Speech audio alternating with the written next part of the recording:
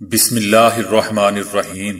السلام علیکم دوستو، دنیا بھر کی خبروں میں آج آپ سنیں گے، لیکن اس سے پہلے اگر ہو سکے تو لائک، سبسکرائب اور بیل آئیکن کا بٹن ضرور دبا لیں، شکریہ۔ بھارت میں مزید 43 چینی ایپس بند، ٹرمپ کی پالیسیوں کی وجہ سے امریکہ تنہا ہوا، صدر جو بائیڈن۔ اسرائیلی وفد کا دورہ سوڈان، امریکہ دنیا کی پھر سے قیادت کے لیے تیار ہے، صدر جو بائیڈن۔ ابو ظہبی کے ولی عہد اور اسرائیلی وزیر اعظم نوبل امن انعام کے لیے نامزد، اب بوڑھے اپنی عمر سے 25 سال کم نظر آئیں گے۔ امریکہ کو بے مقصد لڑائیوں میں نہیں الجھایا جائے گا، صدر جو بائیڈن۔ اگر دشمن بنایا جائے گا تو چائنا دشمن بن جائے گا، چائنا۔ برطانیہ میں لاک ڈاؤن کے دوران ایک مسجد کا زبردست کام، دنیا کے دل جیت لیے۔ امریکہ میں ایک دن میں کورونا کا ایک اور ریکارڈ ٹوٹ گیا، ڈیٹا محفوظ کرنے والے نئے ٹرانزسٹر بلکہ ایٹم رسٹر۔ اپوزیشن لوگوں کی زندگیاں خطرے میں ڈال رہی ہے، جلسوں سے کچھ نہیں ہونا، NRO نہیں ملنا، وزیر اعظم عمران خان۔ دل کو صحت مند۔ بھارتی حکومت نے مزید 43 چینی ایپ کو بھارت میں بند کر دیا ہے۔ بھارت میں بلاک کی جانے والی نئی موبائل ایپس میں علی بابا گروپ کی 4 ایپس بھی شامل ہیں۔ چینی موبائل ایپس کو بند کرنے کی وجہ دفاعی اور سیکیورٹی خدشات قرار دیا جا رہا ہے۔ بھارتی میڈیا نے کہا ہے کہ بھارت میں اب تک ٹک ٹاک، PUBG گیم سمیت 220 ایپ بند کی جا چکی ہیں۔ صدر جو بائیڈن کا کہنا ہے کہ ٹرمپ کی پالیسیوں کی وجہ سے امریکہ دنیا میں تنہا ہو چکا ہے۔ جو بائیڈن نے اپنے پہلے انٹرویو میں کہا کہ ٹرمپ پالیسیوں کے باعث امریکہ تنہا ہو گیا ہے۔ ہم امریکی قوم کو متحد کریں گے، دنیا کی رہنمائی سے پیچھے نہیں ہٹیں گے۔ جو بائیڈن نے کہا کہ ڈیموکریٹ انتظامیہ کا نیا دور ماضی سے بالکل مختلف ہوگا۔ یہ باراک اوباما حکومت کا تیسرا دور نہیں ہوگا، کیونکہ آج ہمیں بالکل مختلف دنیا کا سامنا ہے۔ صدر ٹرمپ نے سارا منظرنامہ بدل کر رکھ دیا ہے۔ جو بائیڈن نے کہا کہ وہ صدر ٹرمپ کے خلاف مالی بے ضابطگیوں کی تحقیقات کے لیے ادارہ انصاف کو استعمال نہیں کریں گے۔ اسرائیل کے ایک وفد نے سوڈان کا دورہ کیا ہے، جس کا مقصد دونوں ممالک کے امریکہ کی معاونت سے قائم ہونے والے تعلقات کو آگے بڑھانا ہے۔ اسرائیلی وفد نے کئی گھنٹے تک سوڈان کے حکام سے دارالحکومت خرطوم میں ملاقات کی، جس میں ذرائع پانی اور امن عامہ کے حوالے سے باہمی تعاون پر تبادلہ خیال کیا گیا۔ دوستو، اسرائیل کوشش کر رہا ہے کہ سوڈان سے تعلقات بحال کر کے افریقہ میں اپنے اثر و رسوخ میں اضافہ کر سکے۔ سوڈان نے گزشتہ ماہ اسرائیل سے تعلقات قائم کرنے کا اعلان کیا تھا، جبکہ دوسری طرف مبصرین یہ خدشات ظاہر کر رہے ہیں کہ سوڈان میں عوامی سطح پر حکومت کے اقدام کو مسترد کیا جا سکتا ہے، کیونکہ لوگ فلسطینیوں کے حامی ہیں۔ صدر جو بائیڈن نے منگل کو سابقہ سفارتکاروں اور پالیسی میکرز پر مشتمل قومی سلامتی اور خارجہ پالیسی سے متعلق ٹیم متعارف کراتے ہوئے اسے امریکہ کی واپسی قرار دیا اور کہا کہ امریکہ دنیا کی پھر سے قیادت کے لیے تیار ہے۔ انہوں نے کہا کہ 20 جنوری کو ٹرمپ کے وائٹ ہاؤس چھوڑنے اور ان کے دور کے آغاز کے بعد امریکہ ایک مرتبہ پھر قیادت کے اس مقام پر ہوگا جہاں اپنے دشمنوں کا مقابلہ کیا جائے گا اور اتحادیوں کو مسترد نہیں کیا جائے گا۔ ان کا یہ بیان ٹرمپ کی جانب سے الیکشن رزلٹ کو متنازع بنانے کی ان کوششوں میں مزید ناکامی کے بعد سامنے آیا ہے۔ ابو ظہبی کے ولی عہد اور اسرائیل کے وزیر اعظم کو نوبل امن انعام کے لیے نامزد کر دیا گیا ہے۔ اسرائیلی وزیر اعظم نیتن یاہو اور ولی عہد محمد بن زید کی نامزدگی کی درخواست نوبل انعام کمیٹی میں جمع کروا دی گئی ہے۔ نوبل امن انعام کی نامزدگی دونوں ممالک میں سفارتی تعلقات بحال کرنے پر کی گئی ہے۔ سائنسدانوں نے طب کے میدان میں تہلکہ انگیز مار کا سر انجام دیتے ہوئے ایک ایسا طریقہ دریافت کر لیا ہے جس کی بدولت بوڑھے اب جوان کی طرح نظر آئیں گے۔ طبی ماہرین نے اس طریقہ کار کے ذریعے بوڑھے افراد کو اپنی عمر سے 25 سال کم عمر کرنے کا دعویٰ کیا ہے۔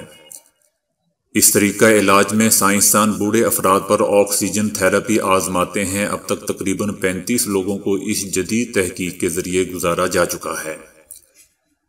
جن افراد پر یہ آکسیجن تھراپی کا طریقہ استعمال کیا گیا ان کو 3 ماہ تک اس علاج معالجے سے گزرنا پڑا۔ اس حیرت انگیز طریقہ علاج سے ان کی عمریں اپنی اصل عمر سے 25 سال کم نظر آتی ہیں۔ لوگوں کی عمریں کم کرنے کے اس طریقہ علاج میں بوڑھے افراد کو 90 منٹ تک ایک دباؤ والے چیمبر میں بٹھایا جاتا ہے۔ یہ عمل ہفتے میں 5 دن جبکہ مکمل طور پر 3 ماہ تک عمل میں لایا جاتا ہے۔ صدر جو بائیڈن نے کہا ہے کہ امریکہ بحر الکاہل اور بحیرہ اوقیانوس کے سمندروں میں عالمی قیادت کا کردار ادا کرے گا اور غیر ضروری تنازعات میں اس کا کوئی کردار نہیں ہوگا۔ جو بائیڈن نے کہا کہ امریکہ اپنی قومی سلامتی کی ٹیم متعارف کروانے کے لیے غیر ضروری لڑائیوں میں اپنا کردار ادا نہیں کرے گا اور نہ ہی اپنے وسائل کو بے مقصد لڑائیوں پر صرف کیا جائے گا۔ جو بائیڈن نے اپنی خارجہ پالیسی کی خصوصیات کے بارے میں بات کرتے ہوئے کہا کہ ان کا ملک عالمی سطح پر قائدانہ کردار ادا کرنے اور اتحاد کو مضبوط بنانے کی کوشش کرے گا۔ وہ ایک ایسی ٹیم پیش کر رہے ہیں جو امریکہ اور اس کے لوگوں کی سلامتی اور حفاظت کو برقرار رکھے گی۔ جو بائیڈن نے کہا کہ مجھے خوشی ہے کہ انٹیلیجنس اداروں کی طرف سے انتقال اقتدار کی پرامن منتقلی کی یقین دہانی کروائی گئی ہے۔ چائنا نے خبردار کیا ہے کہ آسٹریلیا جان بوجھ کر 2 طرفہ تعلقات کو خراب کر رہا ہے۔ اگر چائنا کو دشمن بنایا جائے گا تو چائنا دشمن بن جائے گا۔ چین کے سرکاری عہدیدار کی جانب سے آسٹریلیا میں دی گئی پریس بریفنگ کے دوران کہنا تھا کہ اگر آسٹریلیا فہرست میں شامل پالیسیوں سے پیچھے ہٹ جاتا ہے تو یہ دونوں ممالک کے درمیان بہتر ماحول کے لیے موزوں ہوگا۔ عہدیدار نے خبردار کیا کہ چائنا کو دشمن بنایا جائے گا تو چائنا دشمن بن جائے گا، جبکہ آسٹریلیا نے چائنا کی جانب سے لگائے گئے الزامات کو مسترد کر دیا ہے۔ برطانیہ میں لاک ڈاؤن کے دوران بغیر رنگ، مذہب، ذات پات اور برادری کے خلق خدا کی خدمت میں مصروف پاکستانیوں کی مسجد ہر کسی کی توجہ کا مرکز بن گئی۔ کورونا وبا کی وجہ سے برطانیہ بھر میں لاک ڈاؤن کا سلسلہ جاری ہے، جس کی وجہ سے کاروباری نظام مفلوج ہو کر رہ گیا ہے۔ ایسے میں بے روزگار اور ضرورت مند افراد کو کھانا مہیا کرنا ایک مشکل کام ضرور ہے مگر ناممکن نہیں۔ مشرقی لندن کی مسجد فیضان اسلام بغیر مذہب پوچھے روزانہ سینکڑوں افراد کو مفت کھانا کھلانے کا مرکز بن گئی ہے۔ ہاٹ فوڈ پروگرام کے تحت مستحق افراد میں راشن بانٹنے کی بجائے پکا ہوا کھانا تقسیم کیا جاتا ہے۔ ہاٹ فوڈ پروگرام کے سربراہ علامہ ربانی افغانی کا کہنا ہے کہ اس پروگرام سے مستفید ہونے والوں میں 60% سے زائد کا تعلق غیر مذاہب سے ہے۔ ہاٹ فوڈ پروگرام جہاں ضرورت مندوں کی ضرورت پوری کر رہا ہے، وہیں مغربی دنیا میں اسلام کا حقیقی چہرہ بھی روشناس کروا رہا ہے۔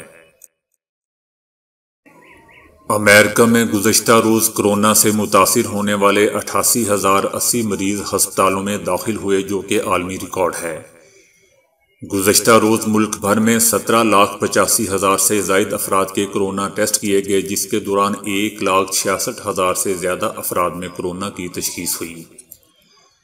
دنیا بھر میں دوستو، امریکہ کورونا وبا سے سب سے زیادہ متاثر ہونے والا ملک ہے اور اب تک 1,25,00,000 سے زیادہ افراد کورونا کی تصدیق ہو چکی ہے، جبکہ کورونا سے جاں بحق ہونے والوں کی تعداد 2,59,000 سے زیادہ ہو چکی ہے۔ ٹیکساس یونیورسٹی کے ماہرین نے ڈیٹا محفوظ کرنے والا دنیا کا سب سے چھوٹا آلہ ایجاد کر لیا ہے اور اس کی جسامت 1 نینو میٹر کے برابر ہے۔ سائنسدانوں نے اسے ایٹم رسٹر کا نام دیا ہے، یعنی یہ ایک ایسا ٹرانزسٹر ہے جو ایٹمی پیمانے پر ڈیٹا محفوظ کرتا ہے۔ اس کی بدولت نہایت ہی چھوٹے میموری آلات میں معلومات اور ڈیٹا کا ایک انبار رکھا جا سکے گا۔ یہ دنیا کی سب سے چھوٹی میموری ہے جو ایٹمی پیمانے پر بنائی گئی ہے، جن کی موٹائی صرف 1 ایٹم جتنی ہے۔ 1 مربع سینٹی میٹر کے ٹکڑے پر 25 ٹیرا بائٹ یعنی 25 ٹی بی جتنا ڈیٹا محفوظ کیا جا سکتا ہے، جو موجودہ فلیش میموری میں فی مربع سینٹی میٹر گنجائش سے بھی 100 گنا زیادہ ہے۔ دلچسپ بات دوستو یہ ہے کہ ایٹمی سطح پر سٹوریج کے لیے توانائی بھی بہت ہی کم درکار ہوگی۔